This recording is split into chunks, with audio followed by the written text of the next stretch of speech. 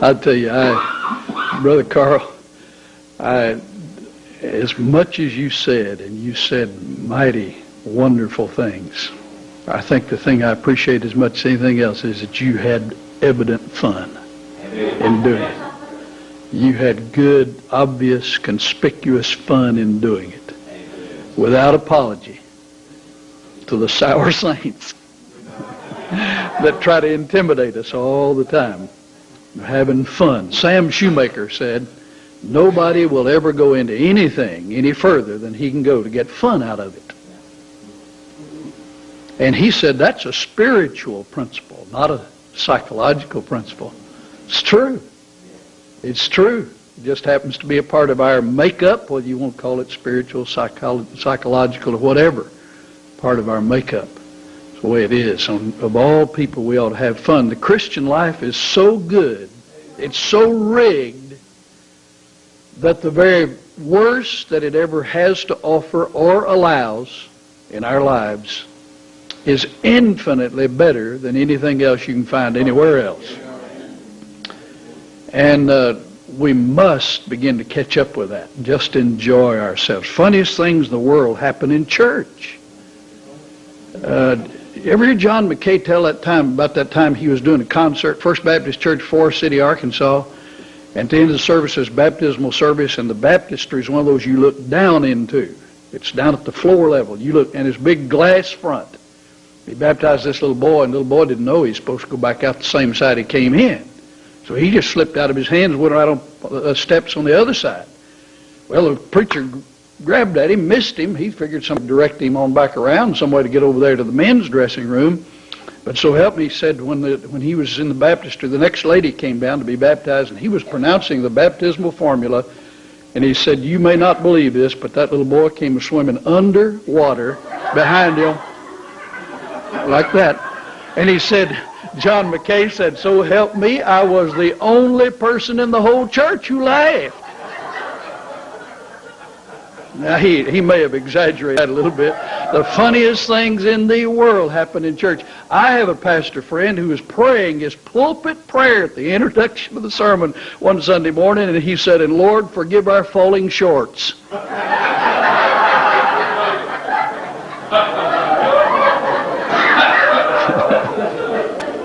Cookie, you heard that, didn't you? Okay. I'm telling you, it's fun. It's fun. Pity the person who can't laugh. Some of you conference itinerants have heard me tell this, but it's still true. It hadn't changed any because it did happen. It happened in First Baptist Church, Lake City, Arkansas, one Sunday morning. A friend of mine was the supply preacher, and he was seated in that chair right there next to that opening right there. There's quite a bit different arrangement. The instruments are back in wells. And the choir comes in, ladies come in one side, men come in the other, he said, and they come in marching, and the ladies, say, fill up the front row, the men the second row, ladies third row, the men the fourth row. And it's just a small church, but he said it was packed that morning. It seemed like everybody in the county, when it was over, must have been there. And he said, when they go up in there, there's a little gate that is to latch behind them, and the choir director had given them a song, the name of a song, back in the choir room. They were going to sing, and he was not going to announce the number because it was so familiar they wouldn't need to know the number. And he's just going to announce the name, but the organist and the pianist had to know the number, and so he gave them the number. They had their songbooks open, took them out and put them on the tray, ready to play. And they got out there in place, and he said, we will sing, but what he had forgotten about, he changed the song after the instrumentalists had gone out.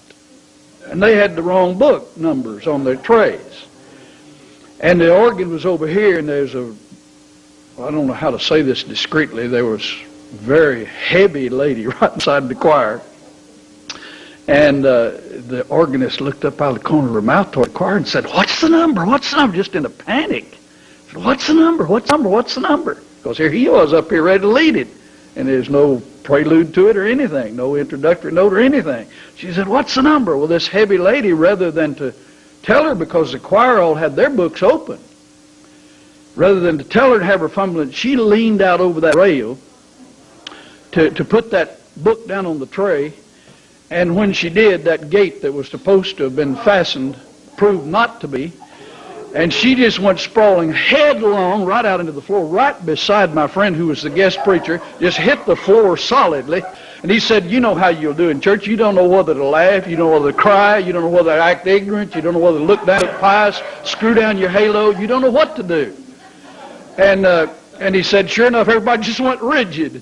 And he said, but this, fortunately, is one of those real heavy ladies, had a terrific sense of humor. Said she put one hand on either side of her face down there on the floor, on either side of her face, and did just like she was doing calisthenics, championship calisthenics. She pushed up one time, raised her head, looked out the audience, and said, I want you good people to know that when I come to this church next Sunday, I'm going to be sober.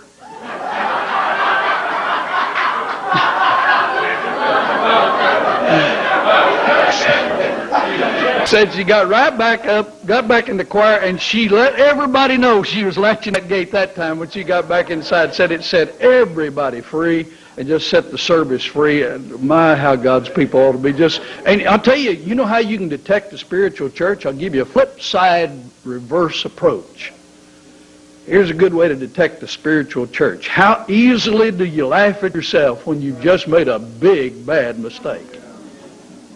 How easily do you laugh at yourself? That's one of the keys. See, a spiritual man doesn't have to win. See, he's already there. You just heard it. He's in Christ. He's already there. He's covered. He doesn't have anything to prove. He didn't have any more victory to gain. And if he fails, it's a committed failure. So it doesn't make any difference. It's rescuable by the captain, by the champion, and he will. He does. In fact, I've known it where he used the boo-boos a whole lot better than he used all the intent we could put into it. And you have too. And I've made plenty of those. And I've watched him overcome them when I was mad at him for letting me do them. Well, hear about a guy that went to enlist in the service, military service. And he approached one of these enlistment officers who could enlist in any one of the branches of the service. And he said, son, would you like to join the Navy and float? Or would you like to join the Army and fight? Or would you like to join the Air Force and fly? And the boy thought a minute, and he said, don't you have something called the Coast Guard?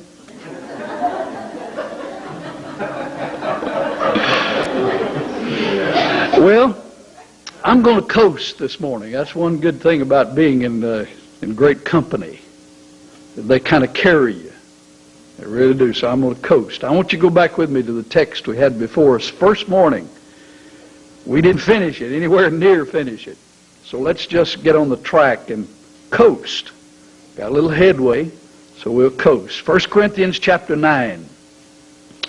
1 Corinthians chapter 9. Now, I could wish every person here now had been present the first morning, so that you could see the track we're coasting on, but I don't have that advantage, so I will take a moment just to recite what we said earlier.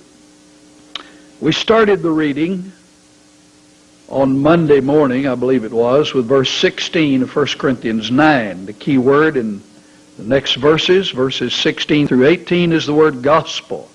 You just have to scan the page to see it. Twice in verse 16, once in verse 17, 3 times in verse 18, the word gospel occurs. Verses 19 through 22, the dominant word in occurrence is the word gain.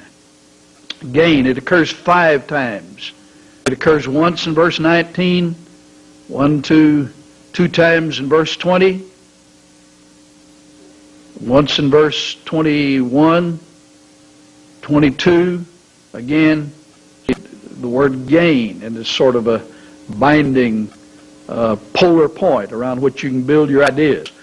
Now, let me just start the reading, say with verse 19, somewhat arbitrarily, to get to the point where we left off the other day. Though I be free from all men, yet have I made myself servant unto all, that I might gain the more. Remember, we said the dominant passion of Paul's life, outreach-wise, was to gain the more. Now, friends, if that is a valid premise, what I just said, that the dominant outreach motive of the church, the Christian, of God, is to gain the more, then really we ought to do some repenting before we go any further. Because even in meetings like this, glorious as they are, all in the world we are doing is feeding and fixing ourselves and entertaining ourselves. As wonderful as they are, as necessary as they are, makes you wonder when we're ever going to turn our attention to all men. I mean, 6 billion people out there couldn't care less what we're doing in here. And to have no idea there's any validity to it. And even if they saw it, they wouldn't care. So our case is not likely going to be won in here. Now, that's easy to see. When one person is saved in here, we act like 100,000 have been saved. That's wonderful that one is saved. That's the same thing as 100,000 being saved if you're that one. Don't misunderstand me. But what about all those billions out there? I was trafficking the book of Acts recently in my quiet time and came to the story of the first, we call them first deacons. The word's used several times there, but used for the ministry of the preacher as well as for the ministry of an official office holder in the same passage. And it occurred to me that the office of deacon was established, if that's an office there, to correct something that wasn't being done. You know where the church most fails? In what it doesn't do. And its biggest failure is what it is not doing, even in its thought, intent, or anything else, with all of those that Jesus had on his heart, the whole wide world. All men. So the motive must be, where is the body inside the church? I think there ought to be an official body inside the church that gets hold of that little expression, that I might gain the more, and begins to dream dreams and see visions to try to see how that's to happen. I'm talking about our responsibility here, that I might gain the more. Now, here's the first category we talk about. The first standardized pattern for doing this. And this is already strange. Just listen to it. Paul said, unto the Jews I became as a Jew, that I might gain. And we said this is a particular kind of person we're going to face out there. It's the person who acknowledges the existence of God like a Jew, has a Bible, or at least believes the Bible. He does not disbelieve the Bible is the Word of God. The Jews had an Old Testament Hebrew Bible, Hebrew Old Testament. And so you have a foundation to start with. Again, and his biblical acknowledgement. The Jews, because he was a Jew, strategy-wise, not just naturally, but strategy-wise. Unto the Jews I became as a Jew, that I might gain the Jews. To them that are under the law, as under the law, that I might gain them that are under the law. Now that's the first category, first kind of people you'll deal with. Theistic, biblical, at least in a Christian hangover, a cultural hangover. They have church memories, church vocabulary in their memory bank, that kind of person. So you have something to start with that kind of person. That's one kind. Now, let me interrupt that reading and ask you to skip down again to the last part of verse 22 and see his text. So you'll already have an explanation of why he did what he did in verse 20. Last part of verse 22. He said, I am made all things to all men, that I might by all means, the Amplified Bible says, at any cost, now remember what I said last night, only a rich man can talk like that. I mean, nobody who's poor will ever consider it at any cost. It costs too much. He doesn't have the resources. So God beats you to the punch and makes you rich because you're in Christ. Thus every Christian is to live by this impulse and be always moving toward it, even though he stumbles. And boy, another thing I like, Brother Carl, about your message is that you get cut on a razor's edge. Now I'll tell you something else. On either side of the razor's edge is a deep ditch. And I promise you, you're not going to walk a razor's edge in this kind of world very long without falling off. And guess what? It's okay. If you're headed in the right direction, it's okay. He uses even your failures of any kind for his purpose. Any kind. I don't understand that. I just know it's rigged.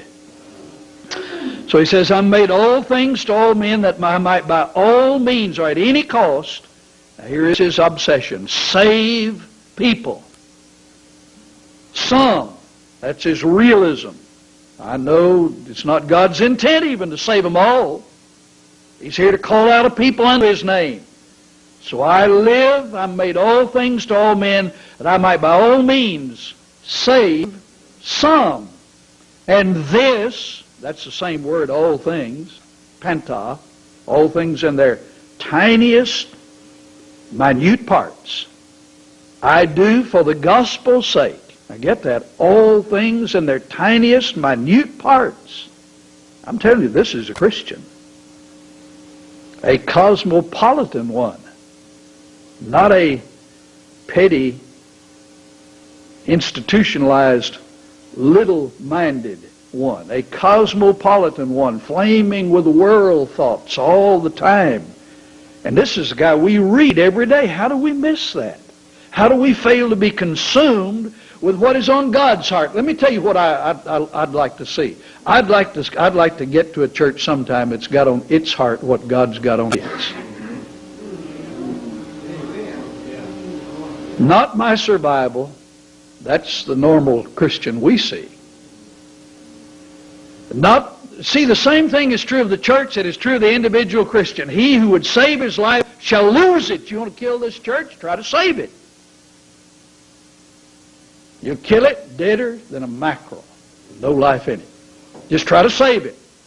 But he who would lose his life in investment for my sake in the Gospels, he shall in that act save it. So you ought to dream dreams as to how you can invest beyond here and spend yourself with all the resources you've got and just give yourself constantly away and ask God to start sending out people with world vision so you can impact the world to the ends of the earth, to the end of time, one by one. Here's what Jesus did. He ministered to the masses, but he only recruited for his king's sake, and he saw the masses through the man and built the man to impact the masses.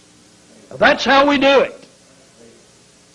Can't do it by lobbing guns of resources out there to mission fields.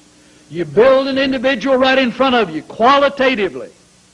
And he's built like this, so that this becomes the domination of his life. It's the monopoly of his life. It's the manipulation of his life. I have made all things to all men, that I might by all means, by all at any cost, save some. I've been studying the life story of Count Nicholas Zinzendorf. He was the founder of the famed Moravian Missionary Society, probably the greatest single missionary society this world's ever seen, except the impetus of the early church. And Zinzendorf, it's an incredible story. You'd do yourself a favor to go to the library and get that story today. He was a cavalier, dashing, handsome young German nobleman.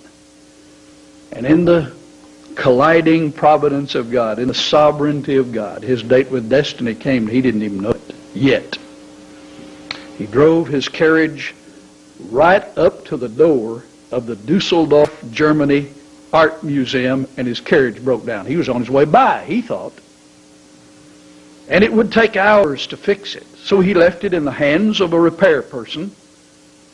And to pass his time, he went into the Dusseldorf Art Gallery. Well, there's a whole history.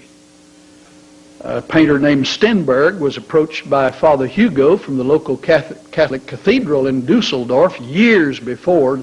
In fact, the painter was dead when Zinzendorf arrived there. He'd been dead quite a number of years.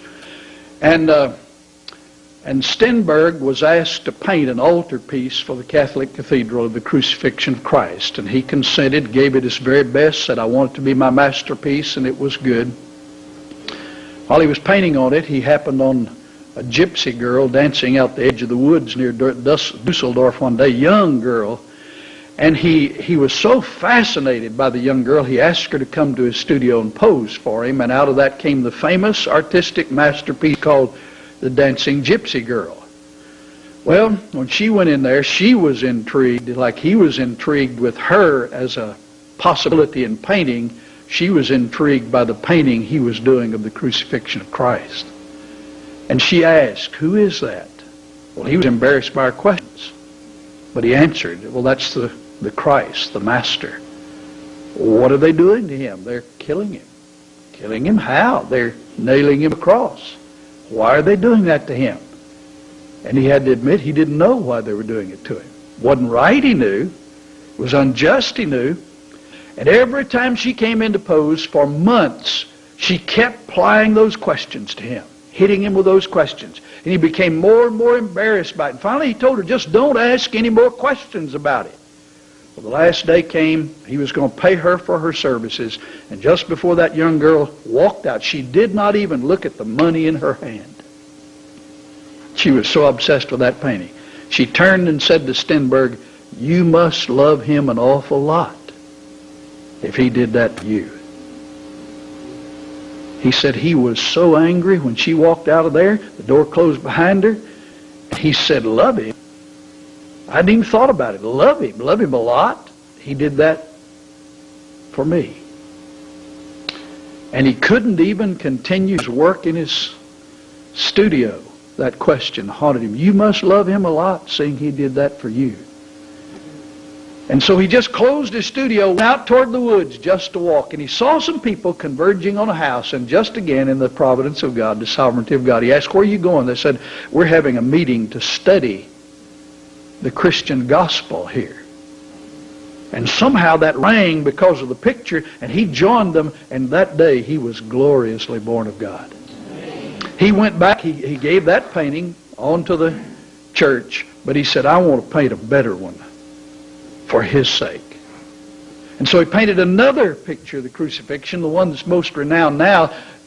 Institutions tried to buy it from him, he wouldn't sell it.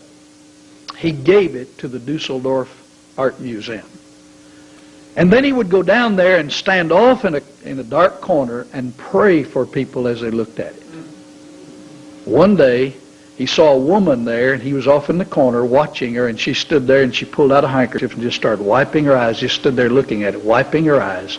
Finally got bold enough, went up and touched her on the shoulder and said, I see you're moved by this." When she turned around, it was that gypsy girl, now a young woman, and right there he got her on her knees and led her to Christ.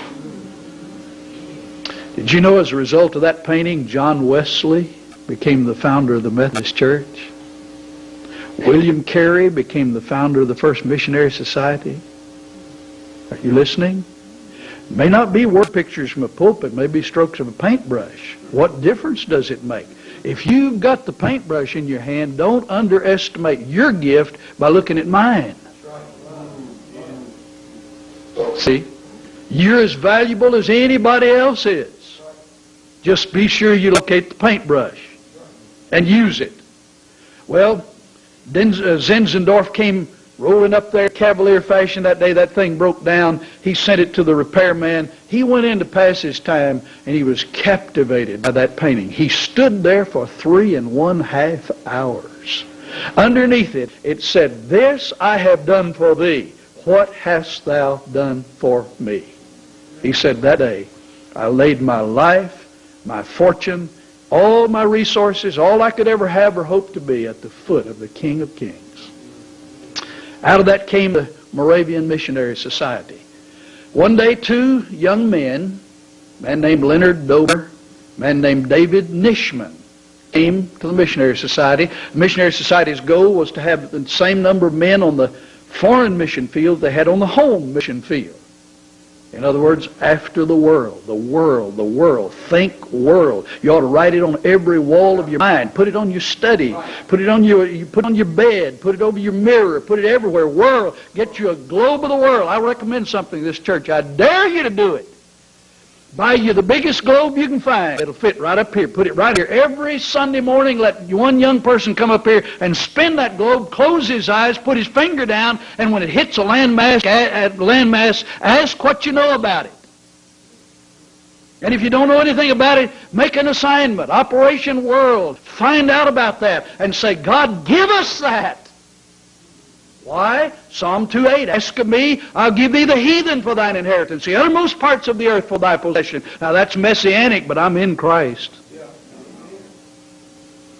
I don't want to be standing here without any impact when the world's out there, when it's all over. I've asked God, let me go from 2 to 4 times every year as long as I'm healthy enough to do it outside this country. I was in Brazil last year. We saw 8,000 people in 5 days come to Christ. It's almost like they're begging you. All you got to do is start mentioning it out there. See, I don't know who God's elected. It's none of my business. I just go tell it.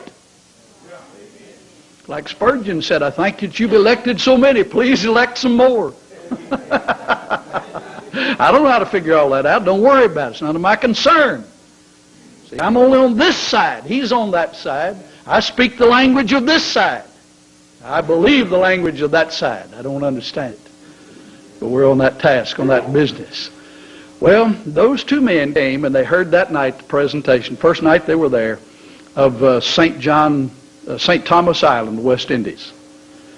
And that night they prayed all night long, and God laid that place on their hearts. So they came to Zinzendorf the next day and they said, God's laid on our heart the West Indies. He said, wonderful. They said, how are we going to get there? He said, who laid that on your heart? They said, God did. Well, then why don't you roll it back on him to get you there? So they went down to dockside and signed on as workmen on a ship with passage to the West Indies. They arrived there. They approached the Dutch landmaster, the slaveholder of all those black slaves out in the fields. And they said, we've come here to preach the gospel to all those people. He said, they don't even have souls. Don't waste your time. They said, but sir, you don't understand. God brought us here. He said, but I do understand my business. I can't let you in there. I don't believe they have souls. They went back down to the sands weeping, got down in their faces in the sand that night, prayed all night long again. Next morning they went back to that Dutch landmaster. Boy, I can hardly tell this. They said, we're going to sell ourselves as slaves. We offer ourselves for sale to be your slave. Pay anybody you want to. We want in. Well, he couldn't deny that. He let them in at all costs. I wish that could come home to my heart. At all costs. 2 years later, furlough replacements came for them, but they never got out of there. They found 2 freshly dug graves. They had died because of the impossible conditions in the field.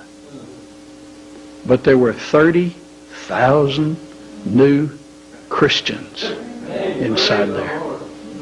Mercified heavens, what in the world are we doing with all this self-attention? Do we even have anybody that has any intent to go after all men? All men. Well, I'm not even going to finish the message. That's too far. That's too far to take us. I wanted to take that second example. We may get to it, we may not. It's really not important that we understand all those things. I would ask you to bow your heads right now.